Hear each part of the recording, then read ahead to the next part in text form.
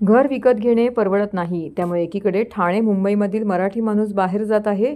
याच मराठी माणसाला उद्ध्वस्त करणारा विकास आराखडा ठाणे महानगरपालिकेने तयार केला असून डीपीमधील नियोजित रस्त्यांमुळे कळव्यातील 40 अधिकृत इमारतींवरती बुलडोझर फिरण्याची शक्यता असल्याची भीती आमदार जितेंद्र आव्हाड यांनी व्यक्त केली आहे. नुकत्याच झालेल्या विधानसभा निवडणुकीच्या धामधुमीत ठाणे शहराचा नवीन विकास आराखडा ठाणे महानगरपालिकेने प्रसिद्ध केला. हा विकास आराखडा शहरातील अनेक प्रभागांना उद्ध्वस्त करणार असल्याचा आरोप झाल्याने तो वादाच्या भोवऱ्यात सापडला आहे. कळव्यातील सुदामा, त्रिमूर्ती, NMM सोसायटी आणि सह्याद्री अधिकृत इमारतीच्या परिसरातून रस्त्यांचे आरक्षण टाकले आहे. त्यामुळे या विकास आराखड्याला पुन्हा नागरिकांनी विरोध केला. स्थानिक आमदार जितेंद्र आव्हाड यांनी या परिसरात जाऊन संतप्त नागरिकांची भेट घेतली. महापालिकेचा नवीन विकास आराखडा कळवा खारेगावला उद्ध्वस्त करणारा असल्याचा आरोप करत रस्त्याच्या आरक्षणाला आमदार आव्हाड यांनी पुन्हा एकदा कडकडून विरोध केला आहे. ठाण्यामध्ये एकही क्लस्टर यशस्वी होताना दिसत नाही. क्लस्टरच्या नावाने ठाण्यात दादागिरी सुरू झाली असून काही लोकप्रतिनिधी क्लस्टरच्या योजनेने आम्हीच तारणहार आहोत असं दाखवून नागरिकांना फसवत आहेत. आमच्या नातवाला घर मिळणार असेल तर त्या योजनेचा फायदा काय असा सवाल उपस्थित करत जोपर्यंत विश्वासात घेऊन सांगत नाहीत तोपर्यंत आमचा विरोध आहे. त्यामुळे ठाणेकरांना गृहीत धरू नका असा इशारा आव्हाड यांनी यावेळी दिला आहे. कळव्यातील जय त्रिमूर्ती सोसायटीची जागेवरती कब्जा झाला असून त्या ठिकाणी बेकायदा व्यायामशाळा उभारण्यात आली आहे. ही व्यायामशाळा तोडण्याचे आदेश न्यायालयाने देऊनही पालिका प्रशासन कोणतीही कारवाई करत नाही.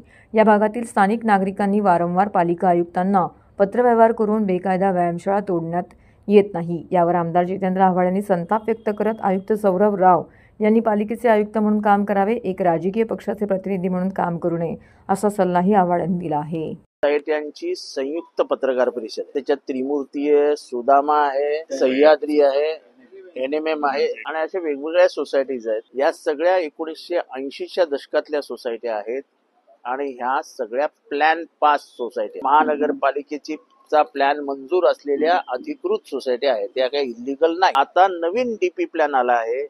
त्या डीपी प्लॅन मध्ये या सगळ्या सोसायट्या उद्ध्वस्त करण्याचं काम या डीपी प्लॅनने केलेलं आहे. वास्तविक पाहता माझा असा आरोप आहे की ह्या डीपी प्लॅन मध्ये अभ्यासच केला गेला नाही. अधिकृतरित्या स्थापन झालेल्या सोसायट्यांवरनं रस्ते काढण्याची नवीन पद्धत भारतामध्ये पहिल्यांदा मला दिसते. का निष्काळजीपणा.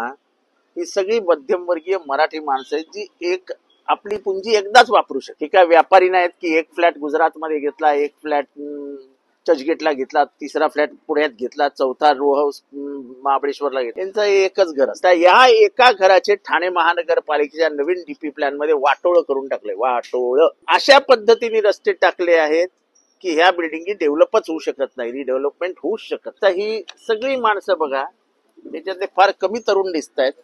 इथे बघा, ही सगळे तर त्या वयाला आलेली माणसं आहेत. त्यांनी कुठे जायचं? ठाणे महानगरपालिकेला माणुसकी नावाची गोष्ट आहे की नाही. वयाच्या 60ला ओलांडलेल्या माणसांनी ही धावपळ करत सोसायटी सुटायचं, ऑब्जेक्शन टाका, मग आता ह्यांच्या मागे लागा, मग टेन्शन बाळगा.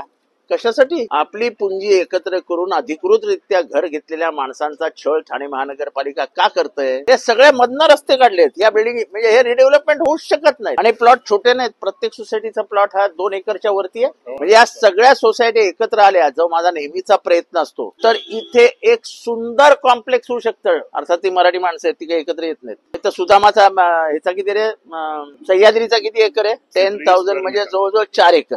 तसाच त्रिमूर्तीचाही 2.5-3 एकर. म्हणजे हे सगळे जर व्यवस्थित एकत्र केले तर जवळजवळ आपल्याकडे 10 एकर जमीन होते. 10 एकर जमिनीचा हे आमच्या इथे जे NMM बांधलं गेलं आशरनी, त्याच्या तिपटीने काम होऊ शकतं. आणि मी आता प्रयत्न करणार आहे ह्या सगळ्यांना एकत्र करा. आता यांचं मी काय ऐकणार नाही.